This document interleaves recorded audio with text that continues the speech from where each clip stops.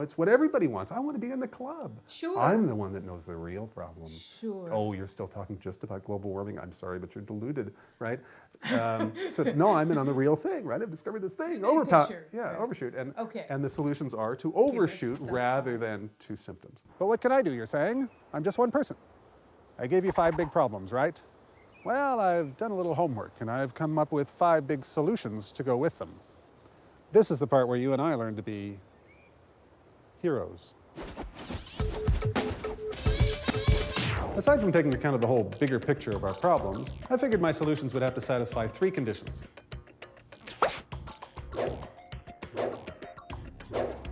First of all, I don't want to be a cog in a machine. So there are not simple answers. Anybody who's giving you a simple answer is lying to you, right? Anybody who's giving you an answer, a solution, that ultimately is designed to maintain the status quo is lying to you, because the status quo is not only will not be maintained because the resources aren't there, but the status quo is what's killing us all. So any solution designed to maintain the status quo is not a solution. It is an additional assault. I got to know that what I'm going to do is going to make a difference. The difference. Second of all, there's got to be something in it for me. I mean, I know the Earth gives me air and food and water and a place to stand so I don't fall through outer space forever. But what's it done for me lately? So forget about future generations. These solutions have to make my life better now. Lastly, I couldn't ask you to do anything that I hadn't done myself, or else I'm full of crap. Let's get started. This is Peak Moment. We are living at a peak of human innovation, information, wealth, and health.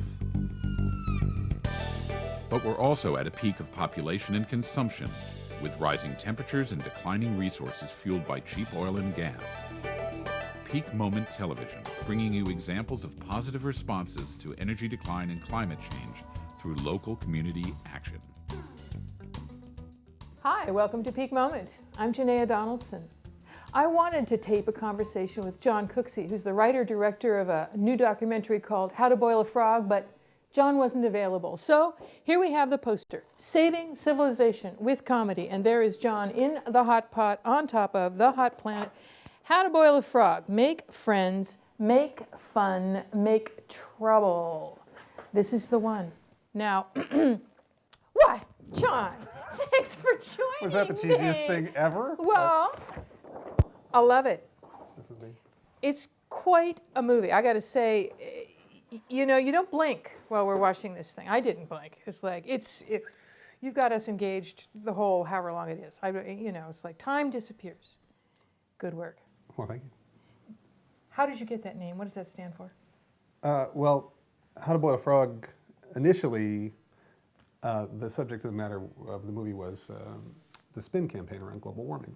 I read a book by Ross Gelbsman, who's in the movie, called Boiling Point, and that was what he'd written about, and I had friends at Desmog Blog in Vancouver. So I was going to kind of make the Desmog Blog movie.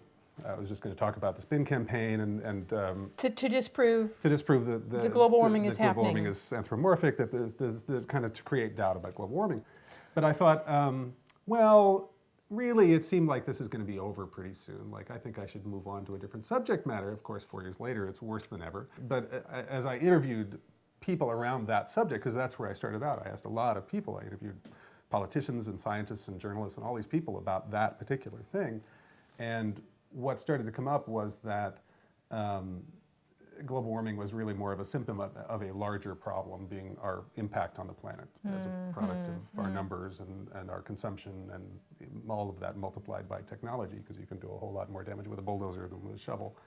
And so the word for that collectively is overshoot, which is not something I don't think I'd ever really heard before. And so as I got more overshoot oriented, as I talked to people like Rex Weiler and Anita Burke, and Anita sent me this poster, you know, because she was like slowly expanding my view, and because I was global warming head, right? I was the depressing person that came up at the end of 8 hours of research, you know, looking like I was going to die, and my family would like flee to the corners to stay away from me. And she sent me this poster that was like the Earth, and then it had all the problems around it. And it was completely overwhelming. It's like, I don't understand most of this stuff. It's like the oceans and the atmosphere and the dioxins and all this stuff. And I thought, I don't know where to start. So I kind of did that, and I put my finger on something called peak oil, which I'd never heard of. Really? No, Yeah, this is a couple a years year ago. into the movie, probably. Wow. This is 2007, and so I started reading on that.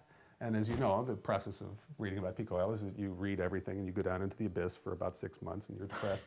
And And you think it's hopeless. But again, it was an impact thing. It was like there's no coincidence that the pollution from the oil use is peaking at the same time that the use of oil is peaking. That Yes. we've used up the stuff, right? It's all related. As is using a bowl of fish in the ocean and using a bowl of trees, and it's like we're hitting the wall in a number of ways.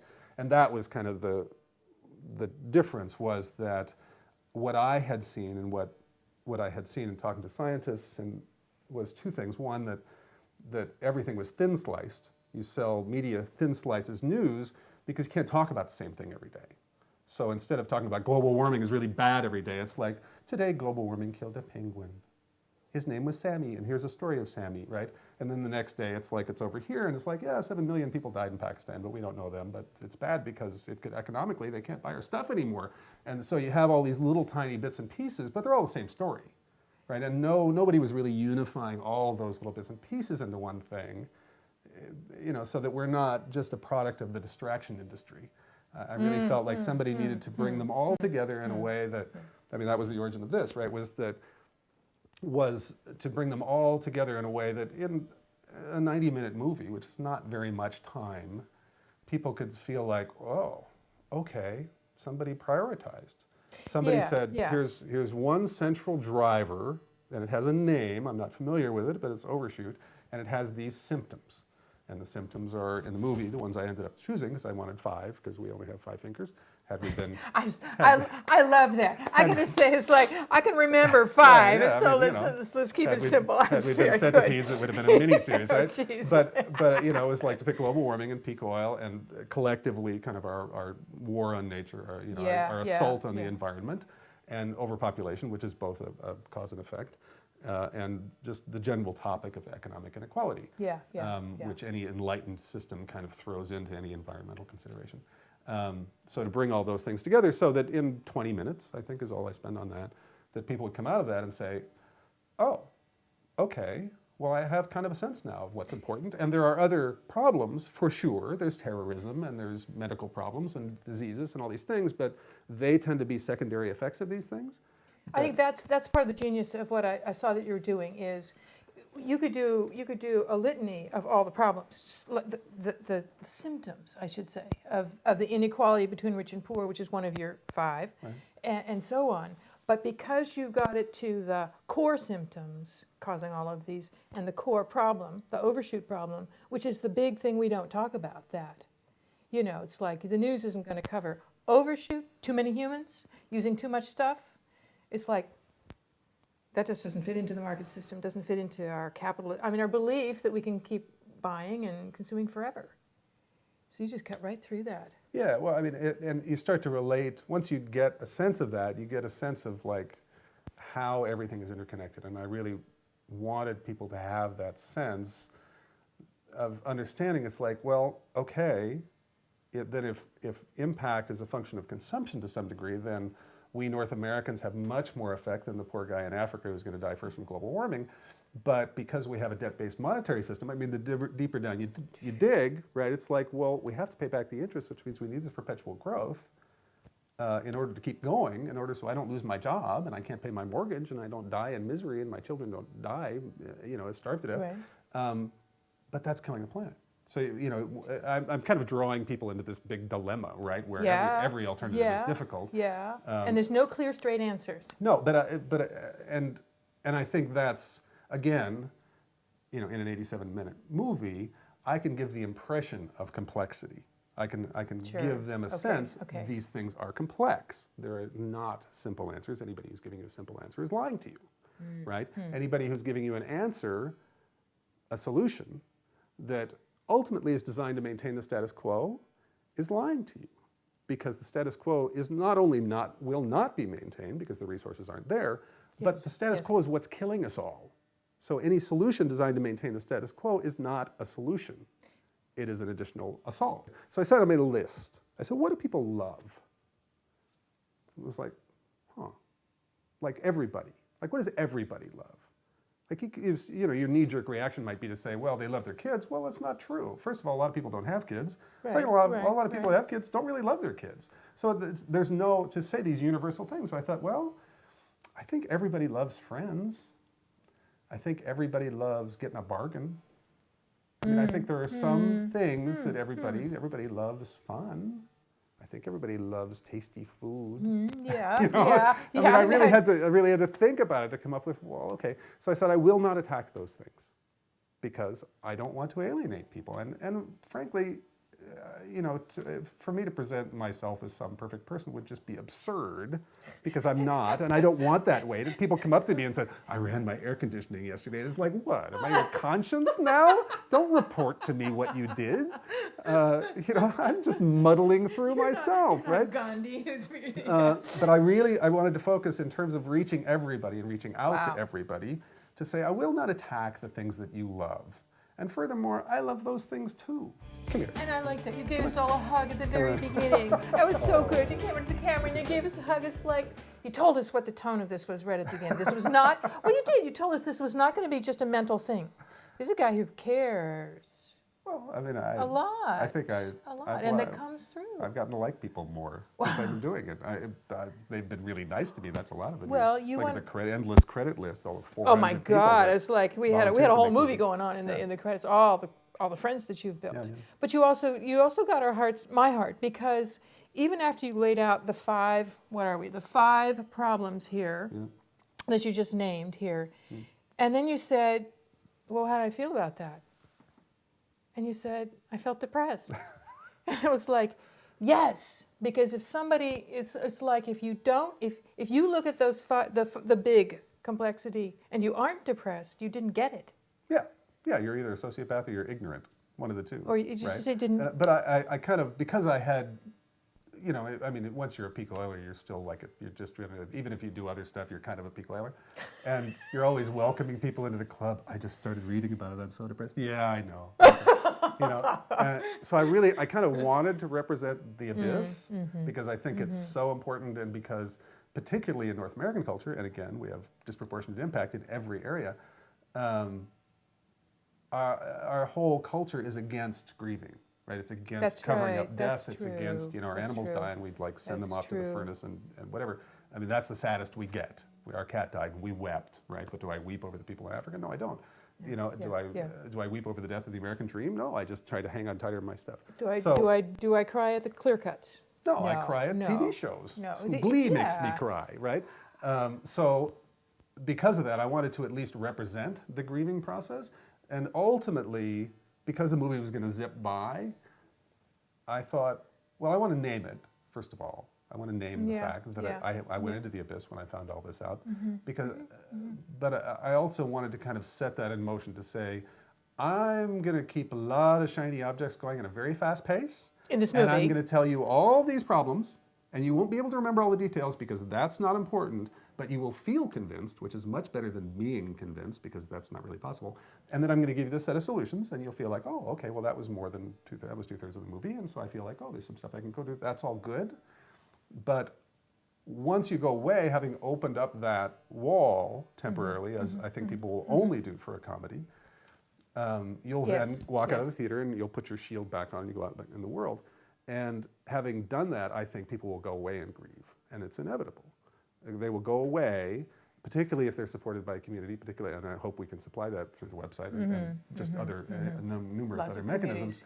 Give people support, because you can't grieve by yourself. That's right. You can be depressed by yourself, but you can't grieve by yourself. People will go find the support, and they will go through that grieving process, which is entirely appropriate.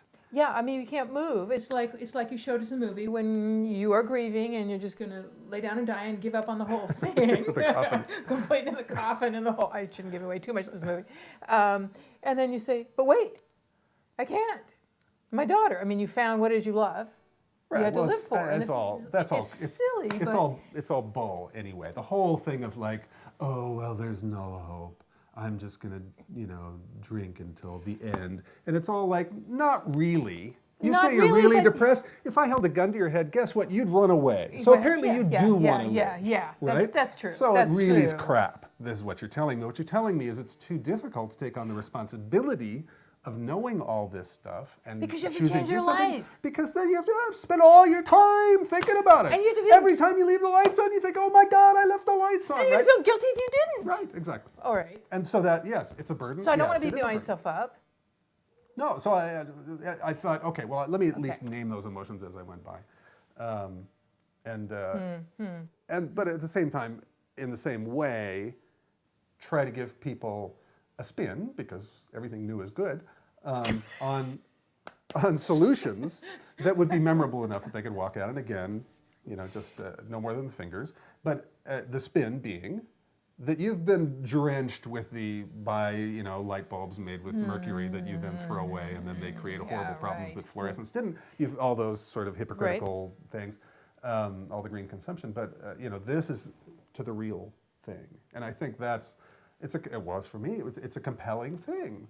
It's what everybody wants. I want to be in the club. Sure. I'm the one that knows the real problem. Sure. Oh, you're still talking just about global warming. I'm sorry, but you're deluded, right? So no, I'm in on the real thing, right? I've discovered this thing. The big picture. Yeah, right. overshoot. And, Okay. and the solutions are to overshoot rather than to symptoms. In terms of laying out the solutions, I felt like, okay, let me start with something easy, and that's like a boycott. So that's what people are used to. It's a simple, I will withhold my dollars. I'm not changing my behavior really at all. It's very easy to give up one thing. So the corporation that shall not be named, Yes, right. that was easy. And it was very short. It's like, hey, we're done. You already did one. And what I'm going to say is, I'm going to stop and let our viewers know this, is that the actor in this whole film is you, right? But you are in so many different personas with so many different outfits. It's like we have the boycott evangelist, and we have the punker, and it's like, that's where you're bringing the comedy into this. I mean, when I first thought of this, is how can you make these terribly huge world-changing things that are so serious funny, and by how you deliver it to us, you're right. You slip into the cracks because we are laughing at the way you are presenting this stuff. So I just got to say that one stopped me. I found it from a dark humor perspective. I found it easy to make the sections where I talked about the problems and solutions funny, but I was going to be the interstitial character who would come out and say, now we're going to talk about this, right? And I started to do it, and I realized, wow, I'm not funny.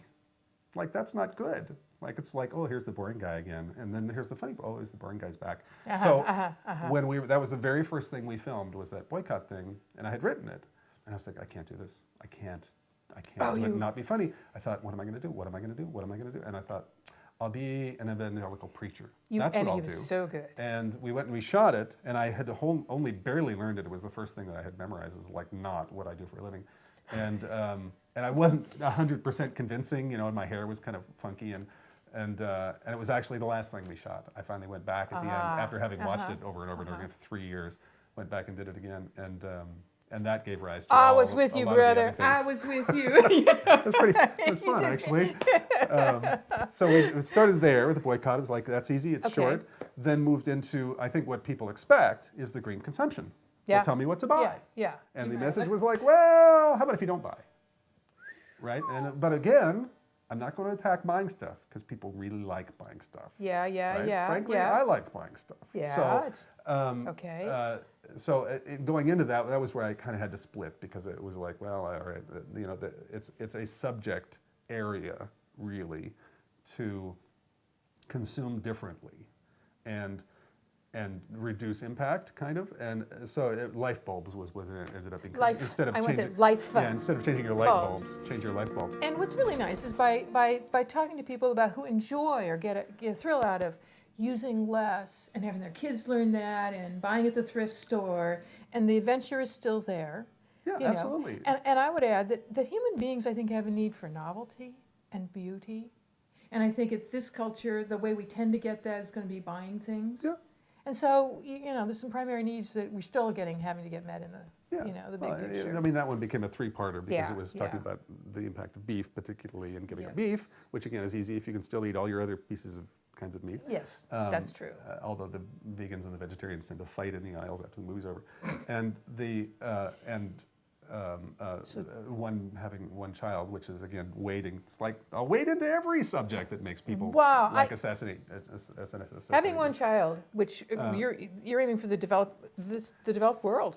Yeah, well, Yeah. we're the problem. But essentially I just had to do the math. I mean, the estimates of what number of people the Earth can sustain is obviously relevant relative to how much they consume. Sure. If we were all Sure. like living in a hole in Burundi, we would have all kinds of human beings. But you know, it's like it varies from like 50 million to 2 billion people. Well, that's mind-boggling. That's a whole You lot. know, the conventional wisdom is, oh, we're going to have 9 billion in 2050, right? It comes with a hand wave. Yes, yes, yes. Magic will happen, yes. and we'll have 9 billion people by 2050. And And no data supports that.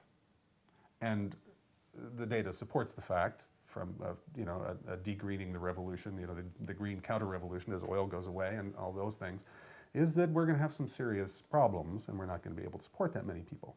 And I did kind of touch on that in passing. The die-off is not the happiest subject in the world for humor. No. But to say, well, okay, then what we're talking about is the same thing we're talking about on an economic level. We're talking about degrowth. I don't know why we invent these words. We're talking about shrinking. We're talking about less. So I was just doing the math and saying, okay, demographics is not something I even want to get into. I mean, there's subjects, it's like I only have 87 minutes, everybody. I'm not going to go deeply into this.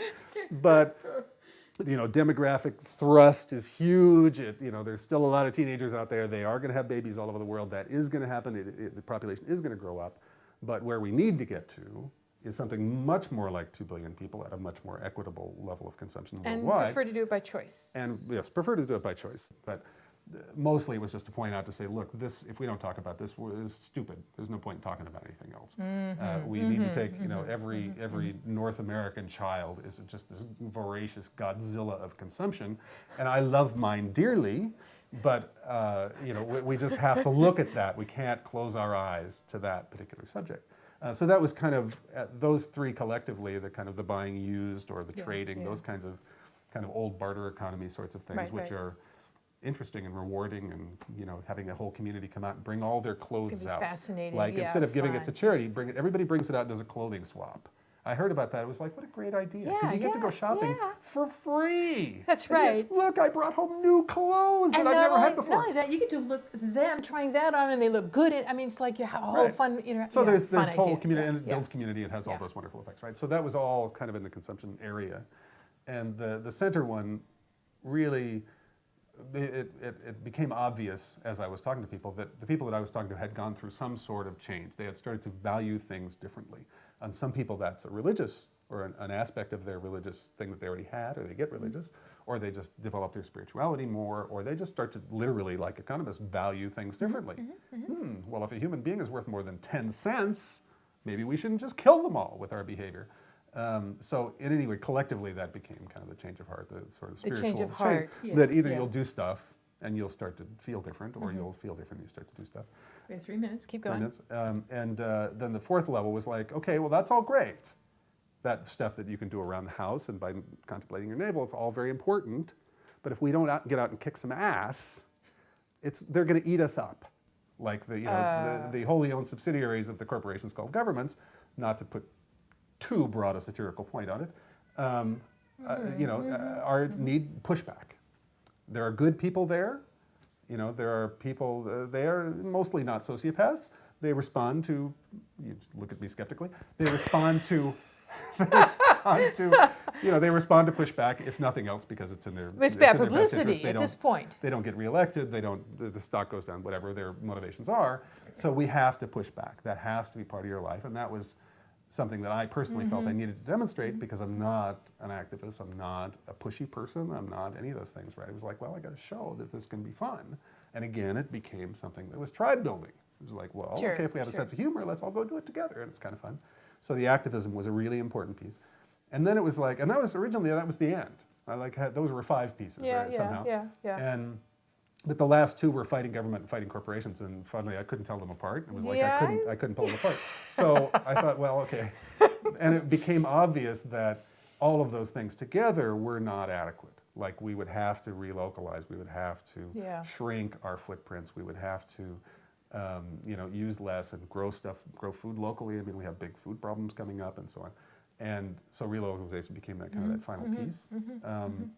And that piece especially is what, like Anita Burke will say, is this is us being forced to do the thing that we should do anyway.